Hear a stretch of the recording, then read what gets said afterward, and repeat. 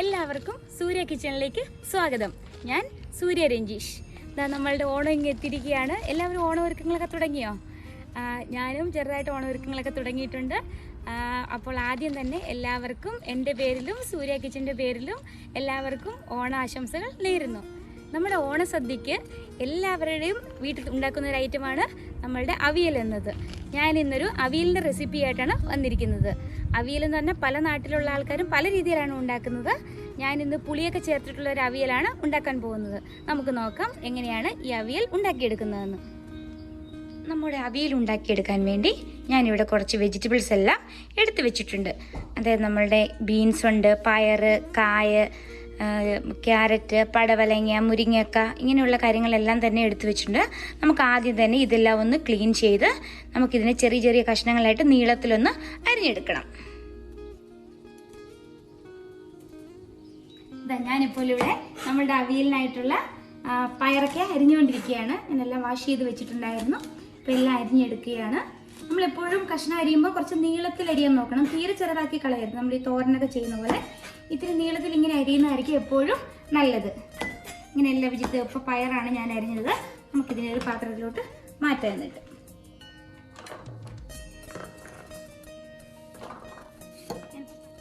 ഞാനിവിടെ പടവലങ്ങയൊക്കെ അരിഞ്ഞുകൊണ്ടിരിക്കുകയാണ്. ഇങ്ങനെയൊക്കെ അരിയുമ്പോൾ എനിക്ക് ഓർമ്മ വരുന്നത് എന്താണെന്നറിയോ? നമ്മളെ നാട്ടിലൊക്കെ രാവിലെ ഓണത്തിൻ്റെ അന്ന് രാവിലെ കുളി കഴിഞ്ഞ് അമ്പലത്തിലൊക്കെ പോയിട്ട് വന്ന ശേഷം ബ്രേക്ക്ഫാസ്റ്റ് ഒക്കെ കഴിഞ്ഞ് കഴിയുമ്പോൾ അമ്മയാണെങ്കിൽ നമ്മൾക്ക് കുറച്ച് വെജിറ്റബിൾസ് എല്ലാം എടുത്തിങ്ങനെ തരും. എല്ലാം നല്ലത് അരിഞ്ഞൊക്കെ കൊടുക്കാൻ വേണ്ടി. ഉച്ചക്കത്തേനുള്ള അവിയലിനും സാമ്പാറും മിക്കവാറും രാവിലെ തന്നെ എല്ലാവരും ഉണ്ടാക്കുമല്ലോ. മിക്കവാറും ഞങ്ങൾ ഇവിടെയൊക്കെ സാധാരണ ഇഡ്ഡലിയാണ് രാവിലെ ബ്രേക്ക്ഫാസ്റ്റ് ഉണ്ടാക്കുന്നത്. അപ്പോൾ അതൊക്കെയാണ് എനിക്ക് ഓർമ്മ വരുന്നത്. ഞങ്ങൾ പക്ഷേ കല്യാണം കഴിഞ്ഞ ശേഷം ഒരു പ്രാവശ്യം നാട്ടിലാകെ ഓണാഘോഷമുള്ളൂ. ബാക്കി എല്ലാ പ്രാവശ്യവും നമ്മൾ ഇവിടെ US തന്നെയാണ് ചെയ്തിട്ടുള്ളത്. പിന്നെ ഇവിടെ ഞങ്ങൾ കൂട്ടുകാരെയൊക്കെ വിളിക്കാറുണ്ട്. എല്ലാ പ്രാവശ്യവും നമ്മൾ ആഘോഷിക്കാറുണ്ട് അങ്ങനെ ഓണം. നമ്മൾ വെജിറ്റബിൾസ് എല്ലാം അരിഞ്ഞെടുത്തിട്ടുണ്ട്. ഞാൻ എന്തൊക്കെയാണെന്ന് പറഞ്ഞുതരാം. ഞാൻ എടുത്തിരിക്കുന്നത് പയർ എടുത്തിട്ടുണ്ട്, ബീൻസ് എടുത്തിട്ടുണ്ട്, ഉരുളക്കിഴങ്ങ് എടുത്തിട്ടുണ്ട്, ഒരു കായ എടുത്തിട്ടുണ്ട്, നമ്മളുടെ മുരിങ്ങക്കായ എടുത്തിട്ടുണ്ട്, ചേന എടുത്തിട്ടുണ്ട്, പച്ചമുളക് ഒരു 6 അരിഞ്ഞിട്ടിട്ടുണ്ട്, ഒരു പച്ചത്തക്കാളി എടുത്തിട്ടുണ്ട്, കോവയ്ക്ക എടുത്തിട്ടുണ്ട്, പടവലങ്ങ എടുത്തിട്ടുണ്ട്, ക്യാരറ്റ് എടുത്തിട്ടുണ്ട്. ഇത്രയാണ് നമ്മൾ സാധാരണ. ഇപ്പോൾ ഈ ഉരുളക്കിഴങ്ങൊന്നും എല്ലാവരും ഇടാറില്ല. ഞാൻ പക്ഷേ ഏട്ടൻ്റെ അമ്മ ഉണ്ടാക്കുന്ന റെസിപ്പിയാണ് ഇവിടെ ഫോളോ ചെയ്യുന്നത്. അമ്മയാണെങ്കിൽ ഉരുളക്കിഴങ്ങൊക്കെ ഇട്ടാണ് ചെയ്യുന്നത്. പക്ഷെ നല്ല ടേസ്റ്റ് ആട്ടോ അങ്ങനെയൊക്കെ ചെയ്യുമ്പോൾ. ഞങ്ങൾ നേരത്തെ ഉരുളക്കിഴങ്ങ് ഇടില്ലായിരുന്നു. പക്ഷേ ഞാനിപ്പോൾ എപ്പോഴും അങ്ങനെ തന്നെയാണ് ചെയ്യുന്നത്. ഇനി നമുക്ക് നോക്കാം ഇതെങ്ങനെയാണ് ഉണ്ടാക്കിയെടുക്കുന്നതെന്ന്. അടുത്തതായി നമ്മൾ ഈ വെജിറ്റബിൾസ് എല്ലാം കൂടി ഞാൻ ഈ ഒരു ഉരുളിക്കകത്തേക്ക് ഇട്ട് കൊടുക്കുകയാണ്. അവിയലൊക്കെ ഉരുളിക്കകത്ത് വെക്കുമ്പോൾ നല്ല ടേസ്റ്റാണ് കേട്ടോ. എല്ലാ വെജിറ്റബിൾസും ഇപ്പം ഈ ചേന പെട്ടെന്ന് വേകുന്നതാണ്. അപ്പം നിങ്ങൾക്ക് ഈ നമ്മുടെ ചേനയുടെ സീസൺ ഒന്നും അല്ലെങ്കിൽ ആ ചേന മാത്രം ആദ്യം ഒന്ന് വേവിക്കുക. അതിനുശേഷം ഈ വെജിറ്റബിൾസ് ഇട്ട് കൊടുക്കാവുള്ളൂ. അല്ലെങ്കിൽ ചേന മാത്രം വേകാണ്ട് കിടക്കും. അപ്പോൾ ഇത് ഇത്രയും നിറച്ചുണ്ടെന്ന് വിചാരിച്ച് കുഴപ്പമില്ല. ഇത് വെന്ത് വരുമ്പോഴത്തേനും കുറച്ചങ്ങ് താഴേക്ക് അയക്കുള്ളൂ. നമ്മൾ ഈ വെജിറ്റബിൾസ് എല്ലാം ഞാൻ ഇതിനകത്തോട്ട് ഇട്ട് കൊടുത്തു. അതിനുശേഷം ഞാനിതിലേക്ക് ഒരൽപ്പം മഞ്ഞൾപ്പൊടി ഇട്ട് കൊടുക്കുന്നുണ്ട്. അതായത് ഈ കഷ്ണങ്ങൾക്കൊക്കെ ഒരു കളർ പിടിക്കാൻ വേണ്ടി. കൂടാതെ അതിലേക്ക് ഒരൽപ്പം കാശ്മീരി ചില്ലി പൗഡറും 1 സ്പൂണോളം ഇട്ട് കൊടുക്കുന്നു. അതിനുശേഷം ഞാൻ ഇതിനെല്ലാം കൂടെ നന്നായിട്ടൊന്ന് ഇളക്കും.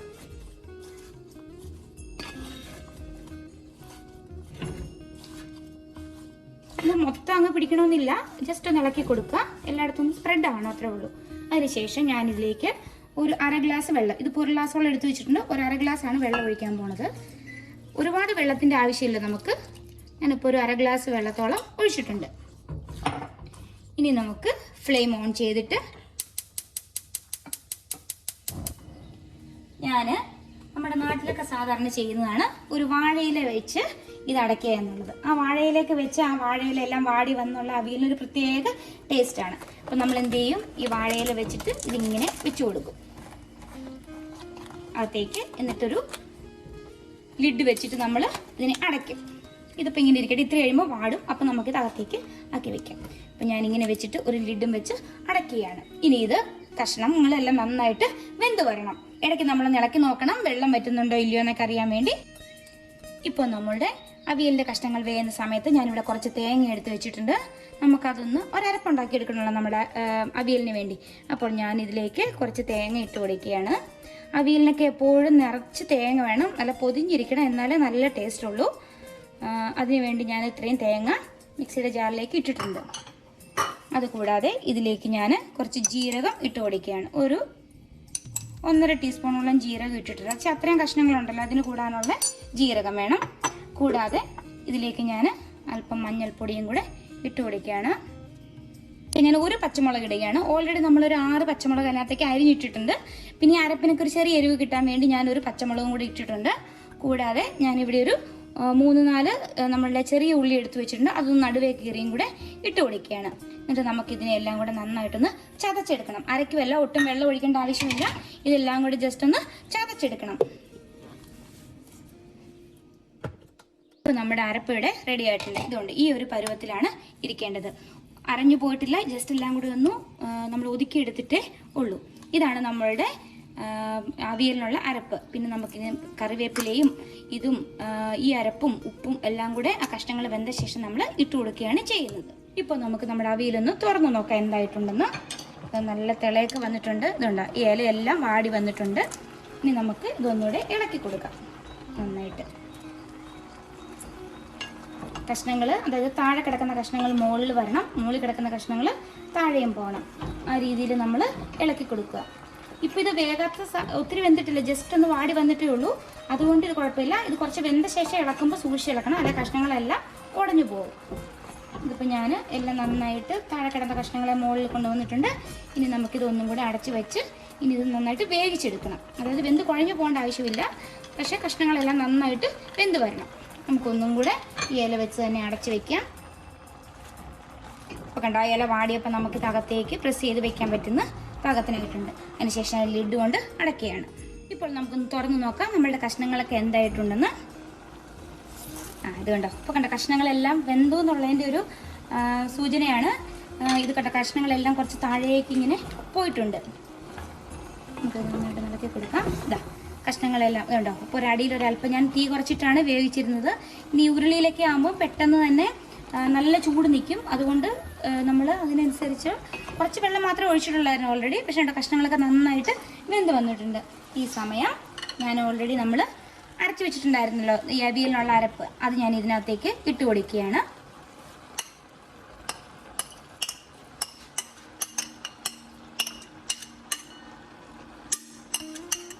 അതുകൂടാതെ ഈ അരപ്പിന് ആവശ്യമായ ഉപ്പ്, അരപ്പിന് നമ്മൾ കഷ്ണങ്ങൾക്കും എല്ലാം ആവശ്യമായിട്ടുള്ള ഉപ്പും കൂടെ ഞാൻ ഇട്ട് കൊടുക്കുകയാണ്. ഉപ്പ് എല്ലാവരും ഓരോക്കെ അറിയാമല്ലോ, എന്ത് അതിന് പ്രത്യേകിച്ച് അളവൊന്നുമില്ല, നമ്മളുടെ ഓരോരുത്തരുടെ ഇതിനനുസരിച്ച് ചേർക്കുക. അതിനുശേഷം ഇതിനെ നന്നായിട്ടൊന്ന് ഇളക്കി ഈ കഷ്ണങ്ങളും നമ്മളുടെ അരപ്പും എല്ലാം കൂടി ഒന്ന് യോജിക്കുന്ന പോലെ ഒന്ന് ഇളക്കി കൊടുക്കുക. സൂക്ഷിച്ചിളക്കണം, കഷ്ണങ്ങൾ ഉടഞ്ഞു പോകാത്ത പോലെ തന്നെ ഇളക്കിയെടുക്കണം. കൂടാതെ ഇതിലേക്ക് ഞാൻ ഒരല്പം ഒരു ചെറിയ ചെറുനാരങ്ങയുടെ ഒരു പകുതി വരുന്ന അത്രയും ഒരു പുളി എടുത്തിട്ടുണ്ടായിരുന്നു. ആ പുളി ഇത്തിരി വെള്ളം ഒഴിച്ച് കുതിർത്ത് വെച്ചിട്ടുണ്ടായിരുന്നു, അത് പിഴിഞ്ഞെടുത്തത് അതും കൂടെ ഞാൻ ഇതിലേക്ക് ഒഴിച്ചു കൊടുക്കുകയാണ്. ചില ആൾക്കാർ തൈര് ചേർക്കുന്നവരുണ്ട്, ചിലർ മാങ്ങ ചേർത്തുണ്ടാക്കുന്നവരുണ്ട്. ഞാൻ പക്ഷേ പുളി വെച്ചിട്ടാണ് ഉണ്ടാക്കുന്നത്. എനിക്ക് ഏറ്റവും ടേസ്റ്റ് ആയിട്ട് തോന്നിയിട്ടുള്ളത് നമ്മുടെ പുളി വെച്ച് ചെയ്യുമ്പോഴാണ്. നന്നായിട്ട് ഇങ്ങനെ ഒന്ന് ഇളക്കി കൊടുക്കുക. അടി കൂട്ടി ഇളക്കണം, എന്ന് വെച്ചാൽ അടിയിൽ കഷ്ണങ്ങളൊക്കെ അല്ലെങ്കിൽ അരപ്പൊന്നും പിടിക്കാണ്ടിരിക്കും. അതുകൊണ്ട് നന്നായിട്ട് ഇങ്ങനെ ഇളക്കി കൊടുക്കുക. ജസ്റ്റ് ഒരുപാട് അങ്ങ് ഇളക്കണ്ട, അവിടെ എല്ലായിടത്തുനിന്ന് എത്തുന്ന പോലെ ചെയ്യുക. അതിനുശേഷം നമുക്കിതിലേക്ക് കുറച്ച് കറിവേപ്പില ഇട്ട് കൊടുക്കാം. അവിയലിനൊക്കെ കറിവേപ്പില എന്തുമാത്രം ഇട്ട് കൊടുക്കുന്നോ അത്രയും ടേസ്റ്റ് ആയിരിക്കും. ഇത് കുറച്ച് വലിയ കറിവേപ്പില ആയതുകൊണ്ട് ഞാനിപ്പം ഇവിടെ എൻ്റെ ഗാർഡനിൽ നിന്ന് തന്നെ ഫ്രഷായിട്ട് പറിച്ചുകൊണ്ട് വന്നതാണ്. ഇതിവിടെ നമുക്ക് ഇട്ട് കൊടുക്കാം. അതിനുശേഷം ഇതെല്ലാം നന്നായിട്ട് ഒന്നും കൂടെ മിക്സ് ചെയ്ത്, അതായത് കറിവേപ്പില എല്ലാം എടുത്ത് വെക്കുന്ന പോലെ ഒരുപാട് ഇട്ടിളക്കരുത്, സൂക്ഷിച്ച് ചെയ്യണം. എന്നിട്ട് നമ്മൾ ഇതിനെ ഒന്നും കൂടെ അടച്ചു വെക്കാൻ പോവുകയാണ്.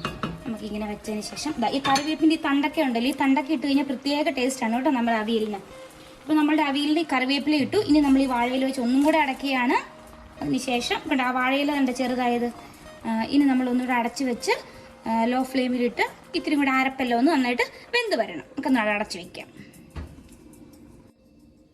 ഇപ്പം നമ്മുടെ അരപ്പെല്ലാം ചേർത്ത് അവിയൽ വെച്ചിട്ടൊരു 3-4 മിനിറ്റോളം ആയിട്ടുണ്ട്. നമുക്കൊന്ന് തുറന്ന് നോക്കാം. നല്ല വാഴയില വാടിയ മണമൊക്കെ നന്നായിട്ട് വരുന്നുണ്ട് കേട്ടോ. ഇത് കണ്ട നന്നായിട്ട് തിളച്ച് എല്ലാം വരുന്നുണ്ട്. നമുക്കൊന്ന് നന്നായിട്ടൊന്ന് ഇളക്കി കൊടുക്കാം. അടി കൂട്ടി ഇളക്കണം. ചട്ടി ആയതുകൊണ്ട് ഞാൻ ഏറ്റവും കുറച്ചാണ് ഇട്ടിരുന്നത്. ഒട്ടും അടിക്ക് പിടിച്ചിട്ടൊന്നുമില്ല. നമുക്കൊന്ന് ജസ്റ്റ് ഒന്ന് ഉപ്പ് നോക്കാം എങ്ങനെയുണ്ടെന്ന്.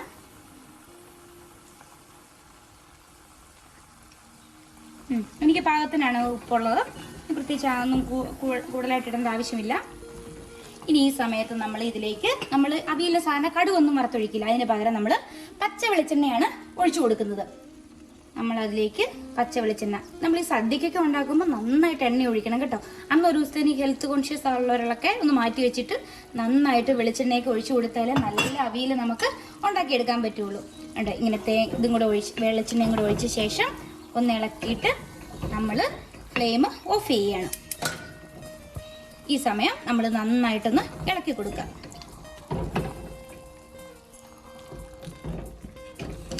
നല്ല പച്ച വെളിച്ചെണ്ണയും എല്ലാം കൂടെ ഒഴിച്ചപ്പോഴത്തേന് എന്ത് നല്ല മണം വരുന്നതറിയാം അവിയലിൽ നിന്നും. ഉണ്ടോ, നിങ്ങൾക്ക് കാണാം. ഇതുണ്ടോ, ഒട്ടും അടി പിടിച്ചിട്ടൊന്നുമില്ല. നമ്മുടെ ഉരുളി അതേപോലെ തന്നെ നമുക്കവിടെ കാണാം. ഇതുണ്ടോ, ഒട്ടും അടിക്കൊന്നും പിടിച്ചിട്ടില്ല. ഇതുണ്ടോ, കഷ്ണങ്ങളൊന്നും വെന്ത് ഉടഞ്ഞു പോയിട്ടില്ല.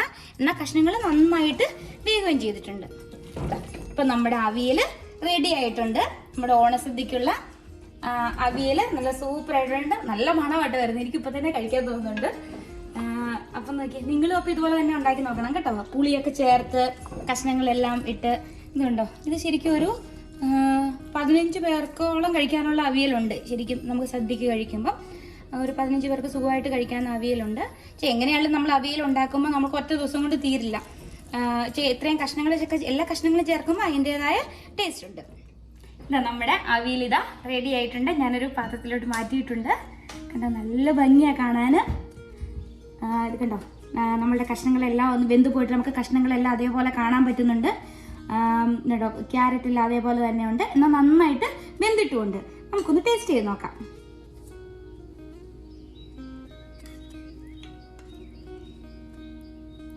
ഇതിൻ്റെ പ്രത്യേകത എന്ന് പറഞ്ഞാൽ പയറും ബീൻസും എല്ലാം നമ്മുടെ വീട്ടിൽ നിന്ന് തന്നെ ഉണ്ട്. പച്ചമുളക് വരെ ഞാൻ വീട്ടിൽ നിന്ന് തന്നെ പറിച്ചെടുത്തതാണ്. കഴിച്ചു നോക്കട്ടെ എങ്ങനെയുണ്ടെന്ന്. സൂപ്പറാണ് കേട്ടോ. ഒരു ക്യാരറ്റും ഒരു ചേന കഷ്ണമൊക്കെ കൂട്ടിയൊന്ന് കഴിച്ചു നോക്കാം.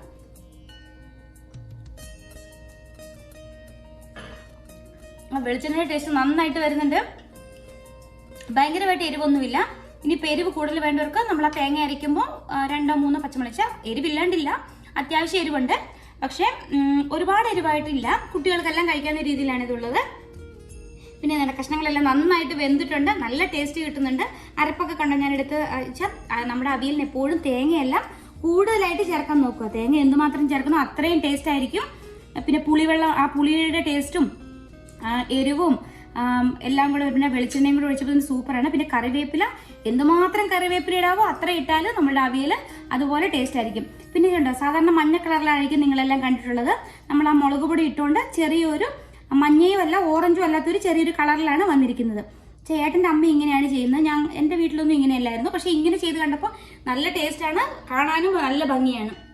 അതുകൊണ്ടാണ് ഞാനും ഇപ്പം ഇങ്ങനെയാണ്, ഈ റെസിപ്പിയാണ് സെയിം ആണ് ഞാനും സാധാരണ വീട്ടിൽ ചെയ്യുന്നത്. അപ്പോൾ നിങ്ങളെല്ലാവരും ഇതുപോലെ തന്നെ ഒന്ന് ഉണ്ടാക്കി നോക്കുക. ഇപ്രാവശ്യത്തെ ഓണത്തിന് ഈ രീതിയിലൊന്ന് നിങ്ങൾ അവിയൽ ഉണ്ടാക്കി നോക്കൂ. നിങ്ങൾക്ക് എന്തായാലും ഇഷ്ടപ്പെടും. ഞാൻ ഗ്യാരണ്ടി പറയുകയാണ്, നിങ്ങൾക്ക് എന്തായാലും ഇഷ്ടപ്പെടും. ആർക്കും നന്നായി വരില്ല എന്നൊരു ഇത് വേണ്ട. നല്ല 100% ഇത് നല്ലൊരു അവിയലായിട്ട് തന്നെ നിങ്ങൾക്ക് കിട്ടുമെന്ന് ഞാൻ ഉറപ്പ് തരുന്നു. ഇനി എനിക്ക് പറയാനുള്ളത്, ഇത്രയും നാൾ എന്നെ സപ്പോർട്ട് ചെയ്ത എല്ലാവരോടും ഒരുപാട് നന്ദിയുണ്ട്. അതുപോലെ നിങ്ങളിപ്പോൾ എൻ്റെ വീഡിയോ കണ്ടിട്ട് പുതിയതായിട്ട് കാണുന്നവരാണെങ്കിൽ ഒന്ന് സബ്സ്ക്രൈബ് ചെയ്യണം. ഇതുവരെയുള്ള സപ്പോർട്ടിന് എല്ലാവരോടും ഒരുപാട് നന്ദി. അതുപോലെ എല്ലാവർക്കും ഒരിക്കൽ കൂടെ ഓണാശംസകൾ നേരുന്നു. എൻ്റെ പേരിലും സൂര്യ കിച്ചൻ്റെ പേരിലും എല്ലാവർക്കും ഓരോരുത്തരുടെയും പേര് പറയാൻ പറ്റില്ല. അതുകൊണ്ട് എല്ലാവർക്കുമായി ഞാൻ ഓണാശംസകൾ നേരുന്നു. അപ്പോൾ എല്ലാവർക്കും ബൈ ബൈ.